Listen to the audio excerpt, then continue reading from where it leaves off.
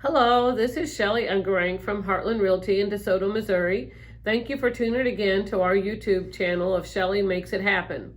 This is a channel for anyone that's new to this episode of YouTube that I try to just give out some general on each of my videos, some general real estate knowledge. So as much as I'd like to promote myself and Heartland Realty, and of course we'd love for you to come to DeSoto and use this as your real estate agent, I also think a lot of times people just don't understand real estate, or they have questions that need answered. So this is just kind of a general educational real estate channel that I hope helps people with their questions, to kind of even start conversations between you and your agent.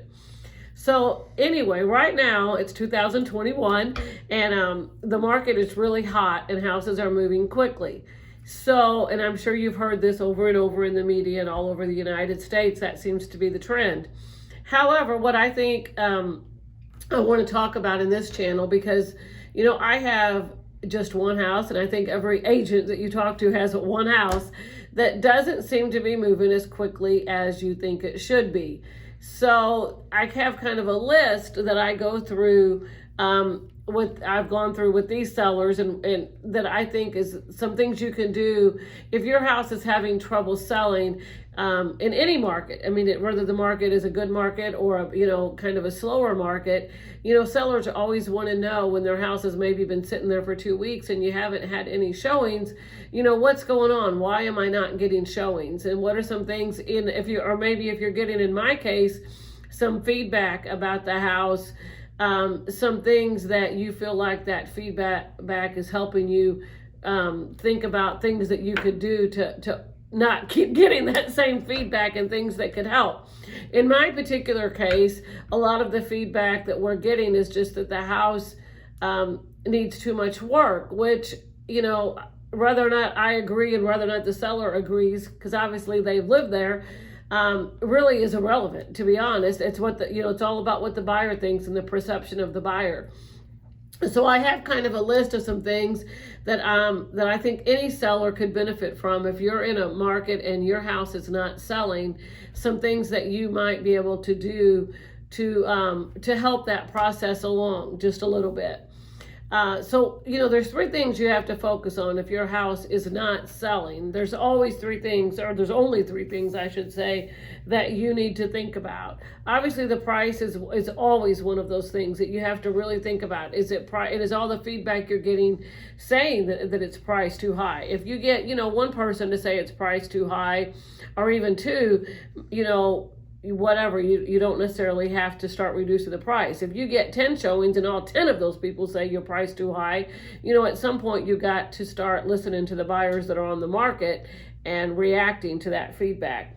So generally speaking, the three things that are going to affect the sale of your home are going to be price, condition of your home, and the location of your home.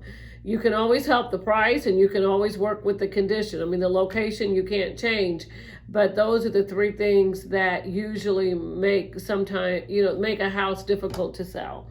So some of the things that I have talked to my sellers about, and I think this is actually has worked, that you can do. And I'm not saying that you have to do all of these things, but these are things, depending on your situation, that you might want to talk to your agent about and see which of these things they think might be beneficial for you to do in order to get your house moved and sold.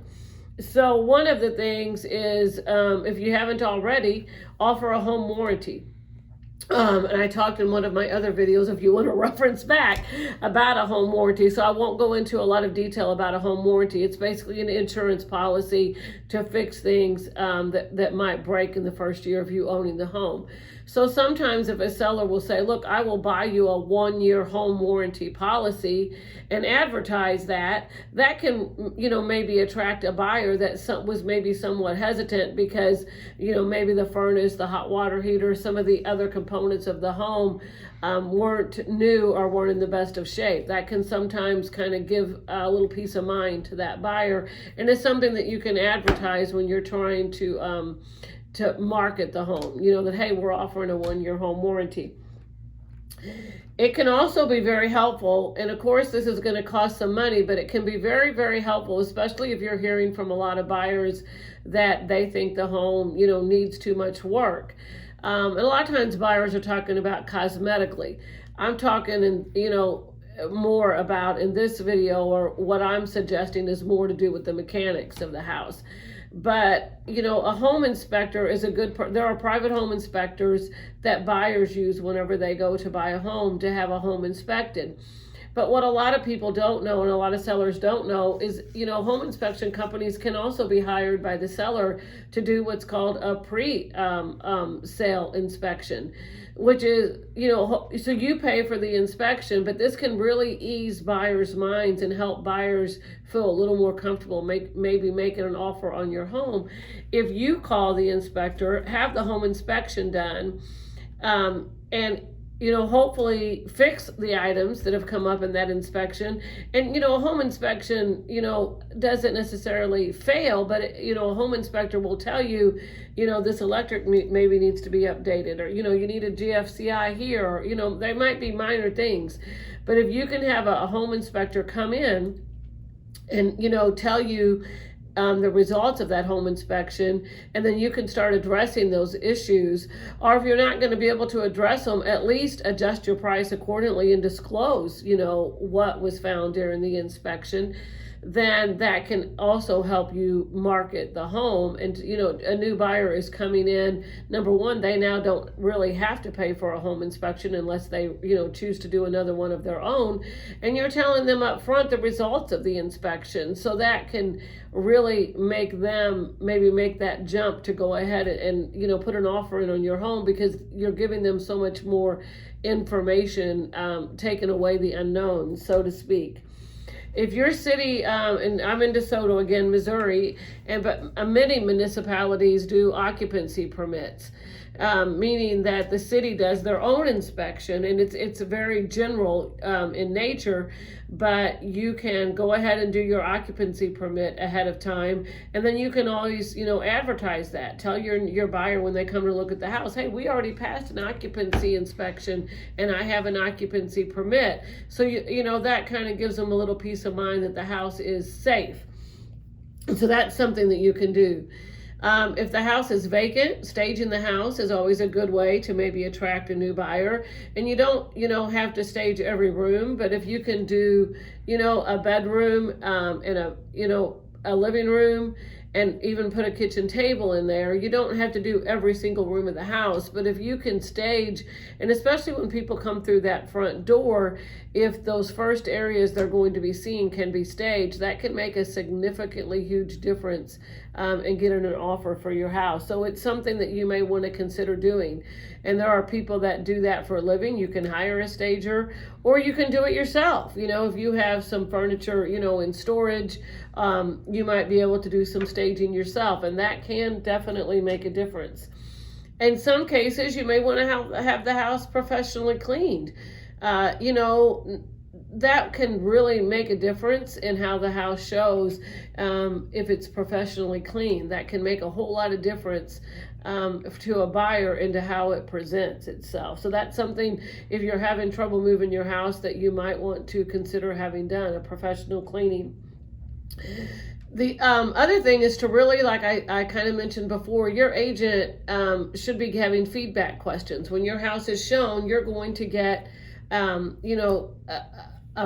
feedback results of what the buyer thought of your house. And personally, I have my own feedback questions that I have put. In other words, we use a program called Showing Time in our area, and most agents do, and they have a template where, of feedback questions that is automatically sent to everyone, but those can be customized. So these are some of the questions that I have developed for houses that I have on the market, because these are questions that I think are the most important things that I want to know from people that have looked at the house. Number one question you want to ask, is your client interested in the listing? Obviously, that's the number one question you want to ask. And you're asking this to the people that have looked at it in their agent. What is your opinion of the price? What is your opinion, meaning the agent that showed it? And you also want the opinion of the buyers that looked at it. What is their opinion of the price? And if you disagree with the list price, what is your suggested price? What is your suggested list price? I think that's extremely important, because it's really difficult when you get feedback back that says, the house is priced too high. And you're thinking to yourself, they think it's priced $10,000 too high or $30,000 too high or maybe just a couple thousand. So you want to know, what is your suggested list price? And would your client be interested at a different price point? I think that's a very important question, because these are people, if you decide to reduce the house, that you might be able to call back and say, hey, I noticed that, when I had the house, listed at 170, you weren't interested. Now I'm at 164. Would you now be interested? So you definitely want to know if the price point changed, if they would then be interested. And always ask to the people that are looking at the house, to those buyers, if they have any comments or suggestions for future showings. I think that's a very important question to ask as well in your feedback questions. So those are just some questions that I have customized and that I like to ask after showings of houses that I have listed. So I hope these suggestions have been beneficial to you and opened up maybe some conversation with you and your agent, if your house is on the market and not selling, about some of these things you may be able to do to help that process along a little bit. So thank you for tuning in. If you can tune into my channel and be a subscriber, I would greatly appreciate that at Shelley Makes It Happen. And we also have a Facebook page and a web page, heartlandhomes.com. If you can tune into any of those and like them, share them, do whatever, that always helps, and I appreciate it. Thank you so much.